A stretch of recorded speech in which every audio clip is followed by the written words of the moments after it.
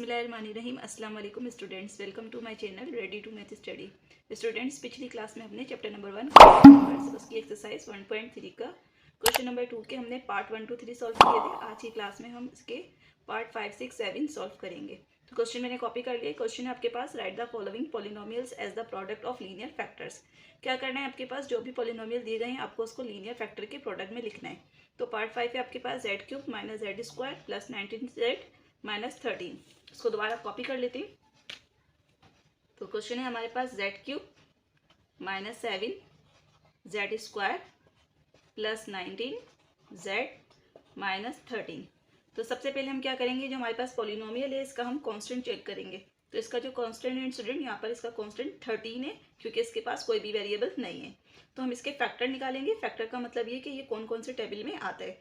तो 13 जो है वो 1 के टेबल में आता है और 13 सिर्फ अपने टेबल में आता है। तो इसके प्रोडक्ट होंगे 1 और 13। और जो भी हमारे पास प्रोडक्ट होता है उसको हम एक बार प्लस में और एक बार माइनस में सिलेक्ट करते हैं। तो इसके लिए हम यहाँ लिख लेते हैं factors of 13 are plus minus 1 comma plus minus 13।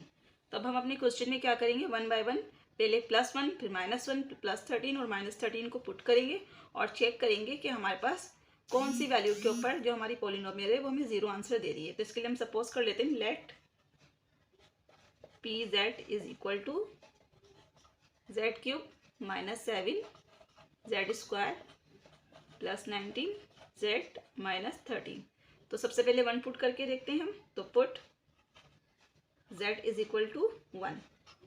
तो अब हम z की जगह 1 पुट करके चेक करते हैं कि हमें यहाँ पर जो पॉलिनोमियल है वो 0 आंसर दे रही है या नहीं दे रही। तो p और ये हमने z की जगह 1 पुट कर दिया और z³ का मतलब है 1 का क्यूब और माइनस 7 और z² का मतलब है 1 का स्क्वायर और प्लस 19 और ये हमने z की जगह 1 पुट कर दिया और माइनस 13। तो p1 इज इक्वल टू 1 को जब हम 3 टाइम्स मल्टीप्लाई करेंगे तो ये हमें 1 आंसर देगा। माइनस 7 1 को 2 टाइम्स मल्टीप्लाई करेंगे तो 1 आंसर देगा और प्लस 19 1 जा 19 और माइनस 13 कॉपी हो जाएगा। Again p1 is equal to 1 minus 7 1 जा 7 और प्लस 19 और माइनस 13। अगेन इनको सिंप्लीफाई कर लेते हैं हम। तो 1 प्लस 19 प्लस वाली वैल्यूज को मैंने अलग कर दिया और माइनस 7 और माइनस 13 माइनस वाली वैल्यूज को मैंने अलग कर दिया। तो इसको और सिंप्लीफाई कर लेते हैं। तो ये हमारे पास बन जाएगा p1 इज इक्वल 1 और 19 प्लस होंगे तो ये बन जाएगा हमारे पास 20। अगेन माइनस माइनस प्लस और माइनस 7 और माइनस 13 जब प्लस होंगी तो ये बन जाएगा हमारे पास माइनस 20। प्लस माइनस की वैल्यूज कैंसिल हो गई तो p1 हमें दे रहा है आंसर 0। इट मीन्स कि हमारा जो पॉलिनोमियल था वो 1 के ऊपर 0 वैल्यू दे रहा है। इसका मतलब ये कि हमारे पास जो z की वैल्यू है ये 1 है। अभी प्लस 1 है, इसको अगर हम इक्वल के यहाँ दूसरे साइड मूव करवा दें तो ये बन जाएगा हमारे पास -1 और इज इक्वल टू 0। तो स्टूडेंट्स ये हमारे पास पहला फैक्टर आ गया z माइनस 1। अब हम इसके बाकी के फैक्टर्स निकालने के लिए सिंथेटिक डिवीजन जो है वो यूज़ करेंगे। तो इसके लिए हम यहाँ लिख लेते हैं bye synthetic division.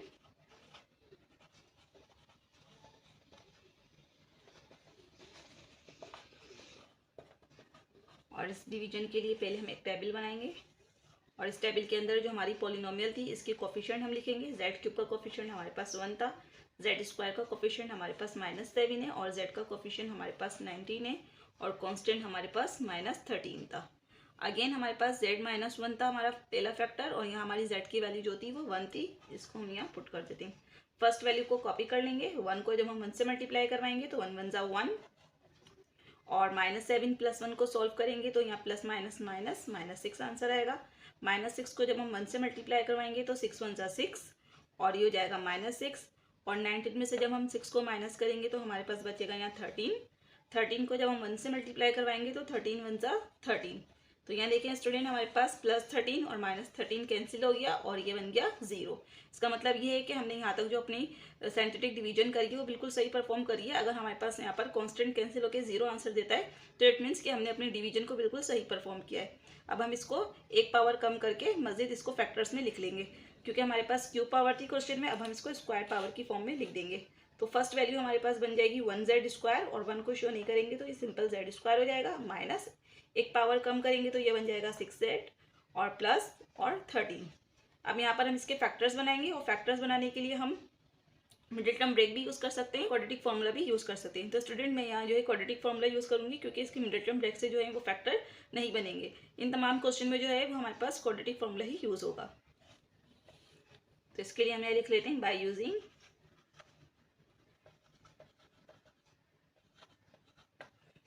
Quadratic formula.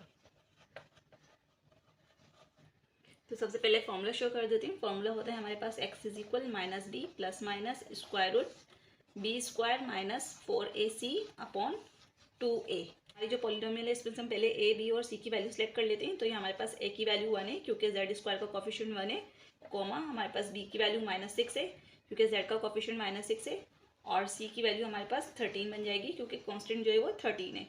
तो यहाँ हम z लिख लेते हैं क्योंकि हमारे पॉलिनोमियल में जो वेरिएबल इस्तेमाल हुआ है वो z है, इसलिए मैंने z लिख दिया। इज इक्वल टू ये फॉर्मूले का माइनस और b की वैल्यू हमने -6 पुट कर दी और प्लस माइनस और ये स्क्वायर रूट और b स्क्वायर का मतलब है -6 का स्क्वायर -4, a की वैल्यू 1 और c की वैल्यू 13 हम यहाँ पुट कर देते हैं और डिनोमिनेटर में 2 और a की जगह हम 1 पुट कर देते हैं।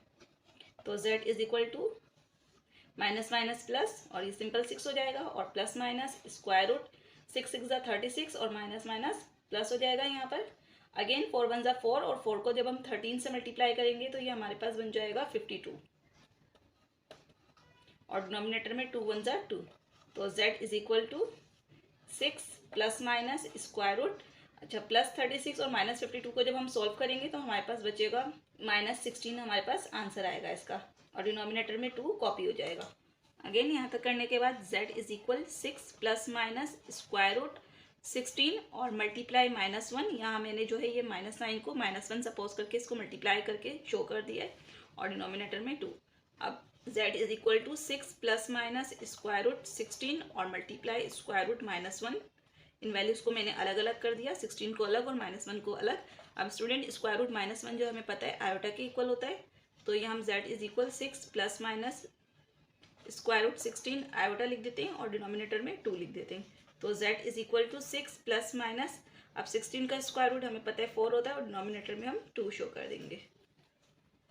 Again z is equal to ऊपर वाली वैल्यू में से 2 का टेबल कॉमन ले लेते हैं। 2 का टेबल जब हम कॉमन लेंगे तो 2 3 ज़ा 6 और प्लस माइनस और 2 2 ज़ा 4 आयोटा इसके आगे और डिनोमिनेटर में 2, तो 2 से 2 कैंसिल हो जाएगा। तो z is equal to 3 plus minus 2 iota. अब प्लस माइनस को हम अलग-अलग फॉर्म में लिख देते हैं। तो z is equal 3 plus 2 iota और कॉमा और z is equal to 3 minus 2 iota. इन वैल्यूज को इक्वल के दूसरे साइड मूव करवा देते हैं। तो z -3 और प्लस 2 आयोटा मूव होकर -2 आयोटा और इक्वल टू 0, कॉमा और यहाँ पर भी z -3 और -2 है तो ये +2 आयोटा हो जाएगा और इज इक्वल टू 0। स्टूडेंट यहाँ पर हमारे पास मजीद 2 फैक्टर आ गए, तो हम तमाम फैक्टर्स को लिख लेते हैं। फर्स्ट फैक्टर आया था हमारा z -1, सेकेंड फैक्टर आया है हमारा z -3 -2 आयोटा और एक और फैक्टर है हमारा लास्ट वाला z -3 +2 आयोटा। तो ये हो गया इसका आंसर। बुक में जो है स्टूडेंट इस क्वेश्चन का आंसर जो है वो गलत है। यहाँ पर बुक में जो है माइनस आयोटा और प्लस आयोटा शो हो रहा है, जबकि आंसर में जो है -2 आयोटा और +2 आयोटा आएगा। तो आप लोग इसकी करेक्शन कर लीजिएगा। अब स्टार्ट करते हैं इसका क्वेश्चन नंबर 6। अब स्टार्ट करते हैं इसका पार्ट 6 जो मैंने कॉपी कर लिया है। पार्ट 6 है हमारे पास z³ plus 3z square plus 19z और प्लस 17। तो यहाँ भी सबसे पहले स्टूडेंट हम चेक करेंगे कि हमारे पास कांस्टेंट कौन सा है। कांस्टेंट हमारे पास 17 है और 17 के फैक्टर होंगे +-1 और +-17। तो सबसे पहले हम इसको सपोज कर लेते हैं। Let p z is equal to z³ plus 3z square plus 19z और प्लस 17। तो यहाँ फैक्टर लिख लेते हैं यहाँ पर इसके। तो फैक्टर्स ऑफ 17 आर +-1 कॉमा +-17। तो 1 बाय 1 हम इन फैक्टर्स को पुट करके चेक करते हैं कौन से फैक्टर पर जो है हमें 0 आंसर मिल रहा है। तो सबसे पहले हम ये लिख लेते हैं put z is equal to 1। पहले हम +1 पुट करके चेक करते हैं, अगर उस पर हमें 0 मिल गया तो हम आगे फिर जो अपने क्वेश्चन को कंटिन्यू करेंगे। तो p और z की वैल्यू हमने यहाँ पुट कर दी इज इक्वल 1। अगेन z³ है, इट मीन्स कि 1 का क्यूब प्लस 3 और z स्क्वायर का मतलब है 1 का स्क्वायर प्लस 19 और अगेन z की वैल्यू 1 और प्लस 17। तो ये हमारे पास बन जाएगा p1 इज इक्वल 1 को 3 टाइम्स मल्टीप्लाई करेंगे तो 1 प्लस 3 1 का स्क्वायर 1 प्लस 19 1 ज़ा 19 plus 17। Again p1 is equal to 1 plus 3 1 ज़ा 3 प्लस 19 और प्लस 17 और ये तमाम वैल्यूज़ प्लस की हैं, तो इट मीन्स कि ये हमारे पास 0 तो आंसर नहीं देगा।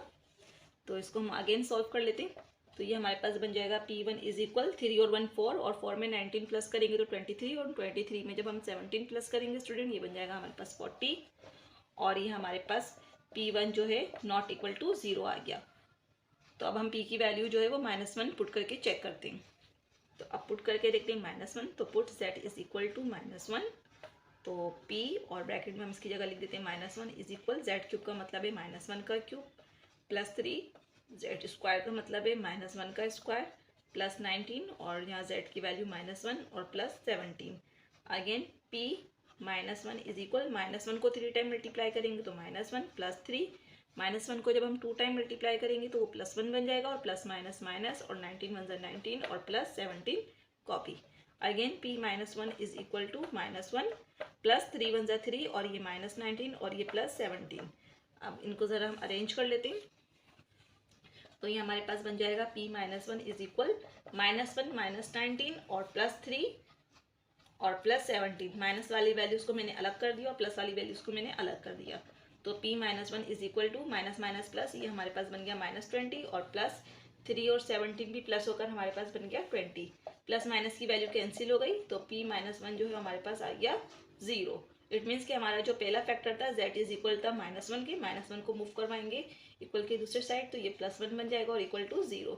तो स्टूडेंट यहाँ पर हमारे पास पहला फैक्टर आ गया z+1। अब बाकी फैक्टर निकालने के लिए हम सिंथेटिक डिवीजन यूज करेंगे। अगेन बाय यूजिंग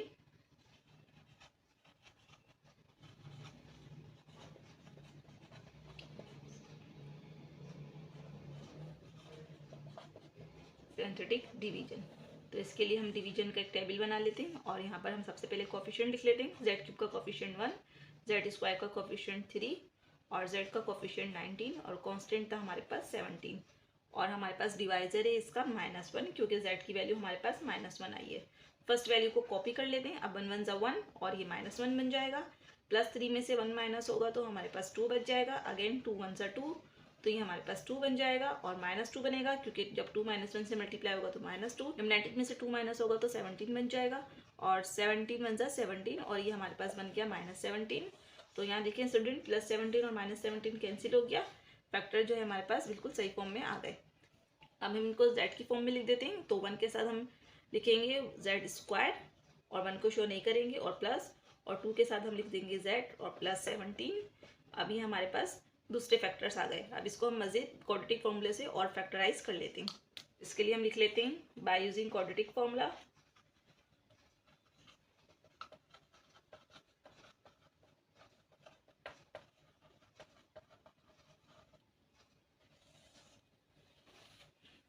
तो इसके लिए हम फॉर्मूला शो करते हैं। x इज इक्वल होता है हमारे पास -b plus minus square root b square -4ac upon 2a। तो यहाँ हमारे पास a की वैल्यू 1, क्योंकि z स्क्वायर का कोफिशिएंट 1 है, कॉमा b की वैल्यू हमारे पास 2, कॉमा c की वैल्यू हमारे पास 17। अगेन z इज इक्वल, अब हम यहाँ पर x के बदले z यूज़ कर लेंगे क्योंकि हमारे पास z यूज़ हुआ है क्वेश्चन में, माइनस, और b की वैल्यू हमने 2 पुट कर दी, और प्लस माइनस b स्क्वायर का मतलब है 2 का स्क्वायर -4, a की वैल्यू 1 और c की वैल्यू 17 पुट कर देते हैं, और अपॉन में 2, और यहाँ हम a की जगह 1 पुट कर देते हैं। तो z is equal -2 plus minus square root 2 2 ज़ा 4 -4 1 ज़ा 4, 4 को जब हम 17 से मल्टीप्लाई करेंगे तो ये हमारे पास बन जाएगा 68, और डिनोमिनेटर में 2 1 ज़ा 2। Again z is equal -2 plus minus square root 68 में से जब हम 4 माइनस करेंगे तो ये हमारे पास -64 बचेगा, और डिनोमिनेटर में 2। Again z is equal to -2 plus minus square root, यहाँ हम 64 मल्टीप्लाई इसको -1 करके लिख देते हैं ताकि हम आयोटा वाली फॉर्म बना लें इसके लिए, और डिनोमिनेटर में 2। तो again z is equal -2 plus minus square root 64 multiply square root -1 और अपॉन में 2। अब स्क्वायर रूट -1 की जगह हम आयोटा पुट कर देते हैं, तो ये हमारे पास बन जाएगा z is equal -2 plus minus square root 64 और आयोटा इसके आगे, और डिनोमिनेटर में 2। तो z is equal -2 plus minus 64 का स्क्वायर रूट लेंगे तो 8 आएगा हमारे पास, और आयोटा और अपॉन में 2। Again z is equal to, तो अगेन यहाँ तक करने के बाद हम इसमें से 2 कॉमन ले लेते हैं। 2 कॉमन आएगा तो -1 बचेगा क्योंकि 2 1 ज़ा 2 और प्लस माइनस, और 2 4 ज़ा 8, यहाँ पर 4 आ जाएगा, डिनोमिनेटर में 2, तो 2 से 2 कैंसिल हो जाएगा। तो z की वैल्यू हमारे पास आई -1 प्लस माइनस 4 आयोटा। इसको अलग अलग कर देते हैं, तो z is equal -1 plus 4 iota और कॉमा, और z इज इक्वल -1 और -4 आयोटा। तो जब हम इनको इक्वल के दूसरे साइड मूव करवाएंगे z के पास, तो ये बन जाएगा z -1 है मूव होकर +1 और +4 आयोटा है तो मूव होकर -4 आयोटा हो जाएगा। ये एक फैक्टर हो गया। अगेन यहाँ पर भी z इज इक्वल -1 है तो ये +1 हो जाएगा और ये -4 आयोटा है तो ये +4 आयोटा हो जाएगा। ये स्टूडेंट हमारे पास दूसरे फैक्टर आ गए। तो हमारे पास जो फैक्टर्स आए हम उनको लिख देते हैं। हमारे पास जो फैक्टर आए थे, फर्स्ट फैक्टर था हमारा z +1 और सेकंड फैक्टर है हमारा z +1 -4 आयोटा और लास्ट फैक्टर है हमारा z +1 +4 आयोटा। ये हो गया इसका आंसर। अब स्टार्ट करते हैं इसका पार्ट 7 जो मैंने कॉपी कर लिया है। पार्ट 7 है हमारे पास z³ -3 z² +4z और -2। सबसे पहले इसको सपोज कर लेते हैं। Let p z is equal to z³ -3 z² +4z और -2। तो सबसे पहले हम 2 के फैक्टर्स देख लेते हैं। 2 के फैक्टर्स होंगे +-1 और +-2। तो यहाँ हम लिख देते हैं कि फैक्टर्स ऑफ 2 आर +-1 एंड +-2। तो सबसे पहले हम पुट करके चेक करते हैं 1। तो हम यहाँ लिख देते हैं put z is equal to 1। तो ये हमारे पास बन जाएगा p और ये हमने z की जगह 1 पुट कर दिया। 1 z³ है, इसका मतलब ये है कि 1 का क्यूब -3 z² है, इसका मतलब है 1 का स्क्वायर +4 और z की जगह 1 और ये हो गया -2। अगेन p1 हमारे पास बन गया। 1 को 3 टाइम्स मल्टीप्लाई करेंगे तो 1 -3 1 का स्क्वायर 1 और +4 1 ज़ा 4 -2 कॉपी हो जाएगा। अगेन p1 इज इक्वल 1 -3 3 1 ज़ा 3 +4 और -2।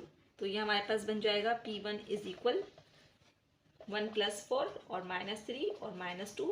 अगेन p1 इज इक्वल 4 और 1 हो जाएगा 5 -3 और -2 तो माइनस माइनस प्लस और ये हो जाएगा -5। प्लस माइनस की वैल्यू कैंसिल हो जाएंगी तो p1 हमारे पास आंसर दे रहा है 0। इसका मतलब ये कि हमारा पहला फैक्टर है z इज इक्वल 1 और जब हम इस +1 को z वाले साइड पर मूव करवाएंगे तो ये हमारे पास बन जाएगा -1 तो ये हो जाएगा z -1 इक्वल टू 0। ये हमारा फर्स्ट फैक्टर आ गया। अब बाकी फैक्टर्स निकालने के लिए हम सिंथेटिक डिवीजन यूज़ करेंगे। तो इसके लिए हम लिख लेते हैं बाय यूजिंग सिंथेटिक डिवीजन।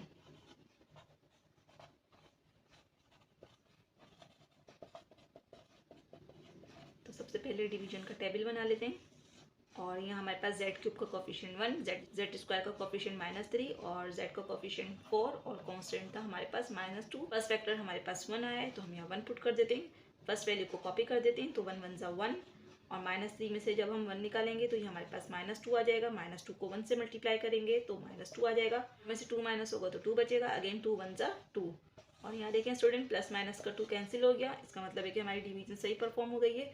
अब इसके आगे हम z लगाकर इसको लिख देते हैं। तो 1 और z³ था तो यहाँ हम 1 के आगे z² लगाएंगे, 1 को शो नहीं करेंगे -2।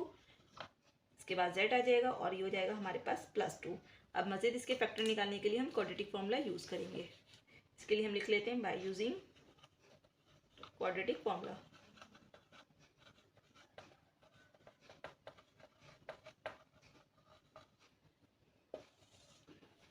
तो फॉर्मूला होता है हमारे पास x is equal -b plus minus square root b² -4ac upon 2a। तो यहाँ हमारे पास a की वैल्यू बन जाएगी 1 क्योंकि z² का कोफिशिएंट 1 है, कॉमा b की वैल्यू हो जाएगी -2 और हमारे पास c की वैल्यू बन जाएगी 2। तो यहाँ हम लिखते हैं z इज इक्वल माइनस और b की वैल्यू हमने -2 पुट कर दी plus minus square root b² का मतलब है -2 का स्क्वायर -4 a की वैल्यू 1 और c की वैल्यू यहाँ 2 पुट कर देते हैं और 2 और a की जगह हमने 1 पुट कर दिया। Again z is equal minus minus plus, ये हमारे पास बन जाएगा 2 प्लस माइनस स्क्वायर रूट 2 2 ज़ा 4 और माइनस माइनस प्लस और -4 1 ज़ा 4 और 4 को जब हम 2 से मल्टीप्लाई करेंगे तो 4 2 ज़ा 8 और डिनोमिनेटर में 2 1 ज़ा 2। Again z is equal 2 plus minus square root, जब हम इन्हें सॉल्व करेंगे प्लस माइनस की वैल्यू को तो ये हमारे पास -4 आएगा और डिनोमिनेटर में 2। अगेन इसको सिंप्लीफाई कर लेते हैं तो z is equal 2 plus minus square root 4 multiply -1 को हमने अलग कर दिया। अगेन ये हमारे पास बन जाएगा z is equal plus minus square root 4 multiply square root -1 और डिनोमिनेटर में 2 और स्क्वायर रूट -1 की जगह हम आयोटा पुट कर देते हैं तो ये बन जाएगा z is equal 2 plus minus square root 4 iota और अपॉन में 2। Again z is equal 2 plus minus 4 का स्क्वायर रूट 2 और आयोटा और डिनोमिनेटर में 2। Again z is equal to, यहाँ से हम 2 को कॉमन ले लेते हैं तो ये हमारे पास बन जाएगा 1 प्लस माइनस आयोटा और अपॉन में 2 2 से 2 कैंसिल हो जाएगा तो z is equal 1 plus minus iota. Values को अलग कर देते हैं तो z is equal 1 plus iota comma और z is equal 1 minus iota. इन इक्वल्स के दूसरी साइड मूव करवा देते हैं, तो z माइनस वन और माइनस आयोटा और इक्वल टू जीरो, कॉमा, और यहाँ पर भी z माइनस वन और plus iota equal to zero. तो यहाँ हमारे पास मजीद दो फैक्टर आ गए, तमाम फैक्टर्स को प्रोडक्ट की फॉर्म में लिख देते हैं। इसका आंसर हमारे पास बन गया, पहला फैक्टर था हमारा z minus one, second factor आया हमारा z minus one minus iota, और लास्ट फैक्टर हो गया z minus one plus iota. ये हमने अपनी पॉलिनोमियल को लीनियर फैक्टर्स के अंदर लिख दिया और ये हो गया इसका आंसर। तो स्टूडेंट, आज की क्लास में हमने क्वेश्चन नंबर 2 के पार्ट 5, 6, 7 सॉल्व किए हैं। आज की क्लास के वाले से अगर कोई क्वेश्चन हो तो आप कमेंट सेक्शन में कर सकते हैं। मिलते हैं अगली क्लास में नेक्स्ट क्वेश्चन के साथ। जब तक के लिए अल्लाह हाफिज़।